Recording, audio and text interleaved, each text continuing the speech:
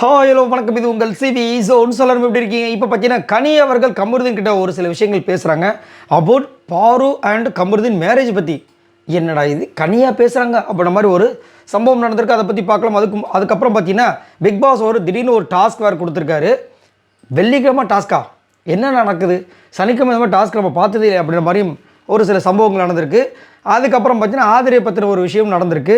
சரி, one by ஒன்னாக பார்க்கலாம். அதுக்கு முன்னாடி பார்க்குற எல்லாரும் நம்மளோட சேனலை சப்ஸ்கிரைப் பண்ணிட்டு பாருங்கள், லைக் பண்ணுங்கள், கமெண்ட் பண்ணுங்கள், ஷேர் பண்ணுங்கள். இப்போ வாங்க அந்த வீடியோக்குள்ளே போகலாம்.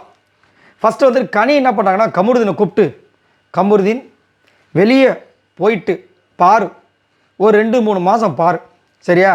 அப்போ நம்ம எல்லோரும் அந்த டைம் ஃப்ரீயாக தான் இருப்போம். சப்போஸ் அதுக்கு மேலே உனக்கு ஓகே அப்படி தோணிருச்சு அப்படின்னா டக்குன்னு கல்யாணம் பண்ணிவிட்டு டிலே பண்ணிடாத அப்படின்ற மாதிரி வந்துட்டு நம்ம கமருதீனுக்கு வந்து கனி வந்து சொல்கிறாங்க. அதிசயமாக இருக்குது. ஏன்னா கனிக்கு வந்து கமருதீனையும் பிடிக்காது, விஜய் பார்வதியும் பிடிக்காது. ஆனால் வந்து சமீப காலத்தில் விக்ரம் கிட்ட வந்து பேசிகிட்டு இருக்கும்போது எனக்கு முன்னாடி ஒரு ஹீரோ மெட்டீரியல் மாதிரி தெரிஞ்சார் கமருதீன். அதுக்கப்புறமா ஒரு வாரத்துலேயே வந்து அவர் ஒரு காமெடி பேசி தெரிஞ்சார். ஆனால் இப்போ க்யூட்டாக ஒரு சில விஷயங்கள் பண்ணும்போது எனக்கு பிடிச்சிருக்கு அப்படின்னு சொல்லியிருப்பாங்க. விஜய் பார்வதி அதே மாதிரி சொல்லியிருப்பாங்க. முன்னாடி வந்துட்டு எனக்கு வில்லி மாதிரி தெரிஞ்சாங்க, இப்போது ஓகே தான் எனக்கு அப்படின்ற மாதிரி சொல்லியிருப்பாங்க.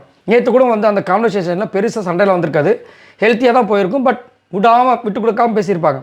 சரி, இப்போ வந்துட்டு இந்த மாதிரி விஷயம் சொல்லும்போது அவர் வந்து அப்படி சிரிச்சுட்டு போகிறாப்புல. இது எங்கே போய் முடிய போகுதுன்னு தெரியல. ஆனால் 2 பேரும் அந்த பிளானில் தான் இருக்காங்க. ஆனால் இந்த பிளானெல்லாம் எங்கே சுற்றி வரும் அப்படின்னா இதான் 2 நாளில் வந்துட்டு ஃப்ரீ டாஸ்க் வருது பாருங்கள், அதில் இருக்க போகுது. ஸோ அதில் தான் வந்துட்டு என்னென்ன சம்பவங்கள் நடக்குதோ அதை பேஸ் பண்ணி தான் எல்லாமே நடக்க போகுது. ஆனாலும் இந்த பேர் வந்து கண்டிப்பாக வந்து ஒன்று சேரணும். ஏன்னா இதுக்கு முன்னாடி வந்து அமீர் பாவனி சூப்பராக சக்ஸஸ்ஃபுல்லாக முடிச்சிருக்காங்க. பிக் பாஸ் சரித்திரத்திலேயே வந்து ஃபஸ்ட்டு ஒன்று சேர்ந்த ஒரு ஜோடினா அவங்க தான்.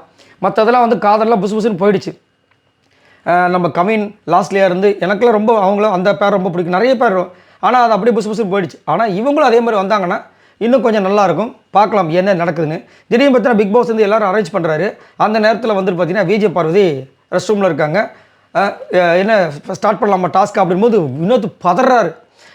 பாஸ் ஒரு நிமிஷம் பாஸ், இவங்க ரெஸ்ட் ரூம் போனதுக்கப்புறம் தான் பாஸ் நீங்கள் இந்த டாஸ்க்கை சொல்லிட்டீங்கன்னு சொல்லிட்டு அதுக்கப்புறமா இந்த அம்மா ஓடி வந்தாங்க. அதுக்கப்புறம் தான் நம்ம என்ட்ரி யார் கமருதீன் லேட்டாக வராரு.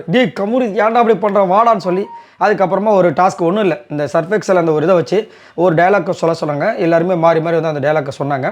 அது முடிஞ்சதுக்கப்புறம் பார்த்தீங்கன்னா திவ்யா ஒரு விஷயம் இன்ஃபர்மேஷன் ஷேர் பண்ணாங்க. எல்லாருக்கும் நாய் வாங்கணும்னு சொல்கிறீங்க, எனக்கு யானை வாங்கணுன்றாங்க. எது யானையா?